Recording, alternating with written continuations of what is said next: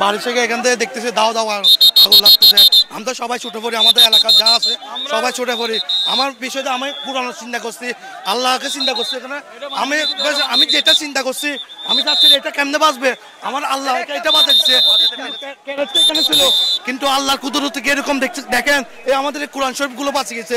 এটা মাদ্রাসা, এটা একটা দল মেলে মাদ্রাসা ফলাবেন এখানে পড়ে। এখানে যা আছে এদিক দিয়ে সবগুলা কোরআন শরীফ।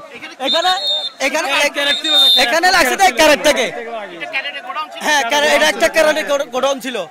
এখান থেকে লাগে এটা প্রথম এদিকে পড়ছে, প্রথম ফায়ার সার্ভিস আসে আগে এদিকে নিবাইছে, এদিকে নিবানোর পরে তারপর এদিকে নামছে। আবার ফায়ার সার্ভিসের লোকজন পাইপ নিয়ে বিল্ডিং এর ভিতর দিয়ে ওদিকে উপরে গেছে।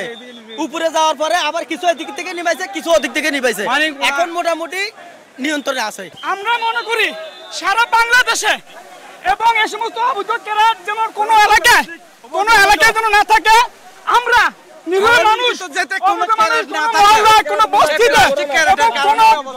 আবাসিক এলাকায় যেন কোনো অবৈধ কোনো ক্যারেট থাকে না হয়। সরকারি ভাবে যদি একটা হেলিকপ্টার যেখানে পানি যদি ফাড়াইতো অবশ্যই কিন্তু আসতো, কিন্তু আমাদের সরকার এই কাজটা কিন্তু এখন করতে পারে না। কিভাবে আগুন লেগেছে এটা তো তদন্ত সাপেক্ষ হবে।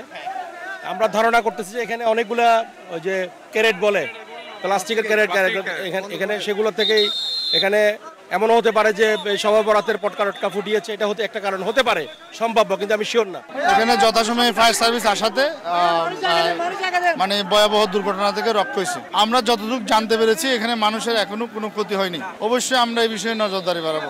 বন্দর মুন্সিপাড়াতে একটা অগ্নিকাণ্ড সংঘটিত হয়েছে। চট্টগ্রাম ফায়ার কন্ট্রোলে সন্ধ্যা 7:25 অগ্নিকাণ্ডের সংবাদ গৃহীত হয়। সঙ্গে সঙ্গে ফার্স্ট রেসপন্ডার হিসেবে বন্দর ফায়ার স্টেশন 2টা ইউনিট নিয়ে মুভ করে। পর্যায়ক্রমে আগুনের তীব্রতা বাড়ার কারণে আপনার ইপিজেড এবং আগ্রাবাদ থেকে আরও 4টা ইউনিট, টোটাল 6টা ইউনিট এখানে কাজ করে। এখানে আমাদের এই অগ্নিকাণ্ড মোকাবেলা করতে যথেষ্ট চ্যালেঞ্জিং ছিল।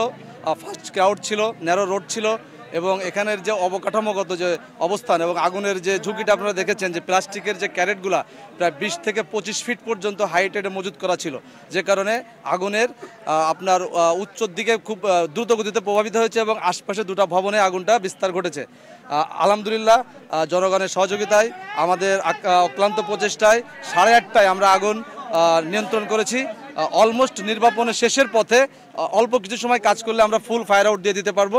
এই পর্যন্ত আমরা যতটুকু জানি এখনও কেউ আহতর খবর আমরা জানতে পারি নাই।